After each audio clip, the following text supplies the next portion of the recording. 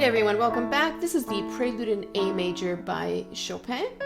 You may have noticed in the introduction this is a very soft song. The rhythm is fairly fluid, so we don't want to rush this one at all. I'm just going to go over the right hand here first. So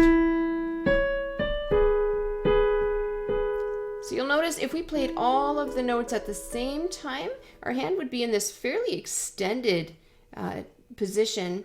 If we just remove the thumb, you'll notice we have a bit of a pattern here. We've got a black and a white, and then we have a black and a white here as well. So using fingers 4 and 5 at the top, we're going to start with our thumb, 4 and 3 times on our chord. Okay, so that's our first position. Now we're going to go into the second position. We're going to use finger 4 there on the F sharp. Notice rhythmically it's the same thing. So our introductory note there is on the F sharp. These introductory notes are always on the last beat of the previous measure. For those who are wondering, what does this how does this work out in terms of the count? So it's 3 and 1 and 2 and 3 and 1 and 2 and 3 and 1 and 2 and 3 and 1 and 2. So throughout the whole song, we're always starting our new phrase on the last beat of the previous measure. So here is the starting note, the F sharp. We'll have finger 2 on D sharp and finger 1 on that C. All right, be ready here for finger 3 on the E. You'll notice that is just a semitone move there. We had that at the beginning as well. I'll come back and talk about the first one. I'll just show you how they're the same here in just a second. Now, find the A with finger 5, the C sharp with 2. I like that better than having my thumb come in, but that's okay. You can do that. Just because I like to have my hand kind of placed already, and I just find that doing this, it's just a quick move and none of the rest of my hand has to change at all. So that's my personal preference. So what I was talking about here before is that D sharp to the E. We had that previously as well. So look for this throughout the song. There it is again. From the sharp, C, in this case C sharp, we're just moving up to the D. And actually, the next one is a D sharp to the E. So it's actually right beside it. If you're not sure what I'm talking about here, then don't worry about it. It's not really that important, but some of you may see there's a connection there. So now for the third sentence, we're going to move finger 4 now down to the C sharp. All right, let's get finger 2 ready here on the A sharp. Now here again, we have that little semitone from the black to the white. This is the third time we're seeing this. The first time was from C sharp to D, then we had it from D sharp to E, and now we have it from A sharp to B. Okay, so starting here on the C sharp with finger 4. All right, so that's the third iteration of this same rhythmic idea. Now we're going to do something very similar to what we just did. This is now our new starting note. We're again going to have that little semitone step. If you notice the notes that I'm using here on the fourth one, so we are a sixth apart. If that's not totally clear, I'll move my thumb to the C, and you'll notice that I have 5 fingers here spread over an interval of a sixth. All right. Previously, in the last one, our sixth was actually right here, except that F was sharp, so it's maybe not as easy to see that.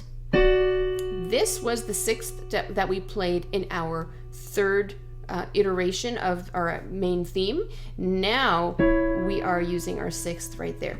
So you can actually see how those sixths, they just ended up turning. If you think of this, if you have something like, even a pen or something, it's almost like they form the shape of an X here. Okay, so they just switch spots. Okay, so let me play the third and the fourth here again, just so you can see how they relate. Our introductory note was the C sharp. We're going to go down here to the A sharp. This is the first sixth that I was talking about.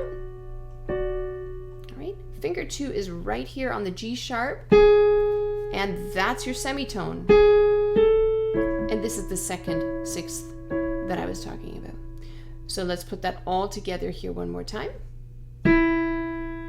Up to the C sharp, remember 4, 5 are playing the semitone, and down we come to play the chord with fingers 3 and 2. Remember, G is sharp. We had talked about this kind of a parallel structure here where we have a black note and then we have these 2 white notes there, right?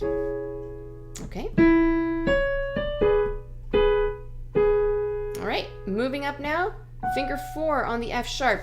It would be a good idea also just to familiarize yourself with where those points are, where you're essentially starting your new phrase. The first one was the thumb on E. The second phrase starts on F sharp. So I'll point out those starting notes on the next 3 phrases that we start here. All right. Remember 2 and 1? There's our semitone. Open up the hand, C sharp and A with fingers 2 and 5, or alternately you can use 1 and 5 as well. Here's our new starting note now. For the third phrase, it's finger 4 on C sharp. Get the second finger ready there. A sharp to B. This is going to be the next semitone. There's our first sixth. And here we go. This is the last starting note for our phrase. It's the G sharp.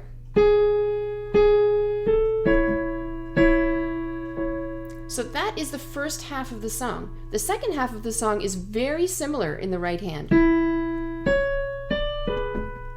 So we are copying the first phrase exactly. Now, the next one starts the same. But at this point, we have to pick up the whole hand and change the chord.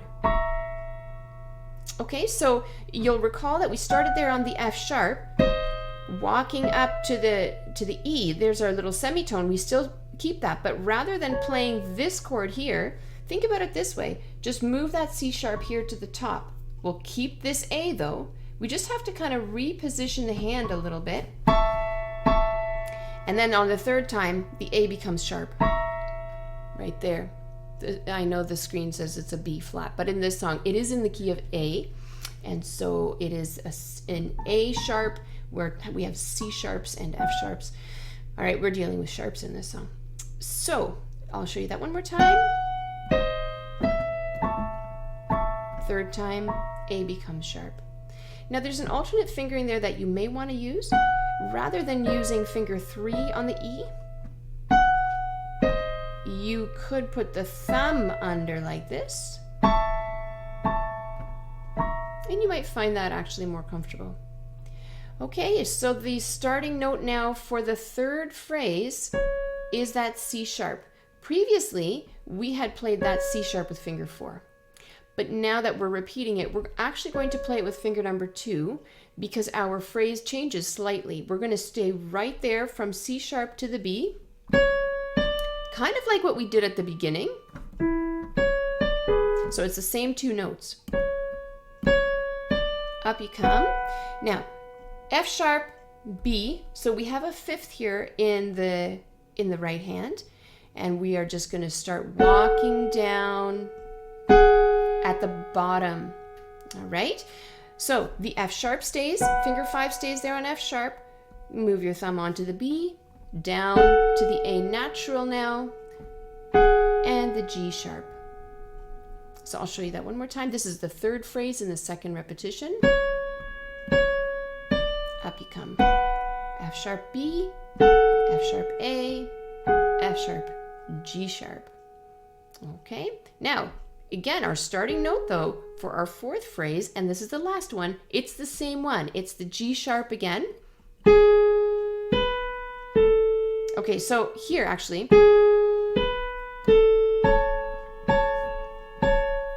the fingering is going to be quite important, and I made a mistake there the first time I played it just now, so let's just correct that. So we start there on the G sharp, the 4 is up on B, tuck that thumb onto the A, and again, the same way we played that C sharp A previously, we're going to do that again, just play that 3 times. So that is the right hand for the Prelude in A major.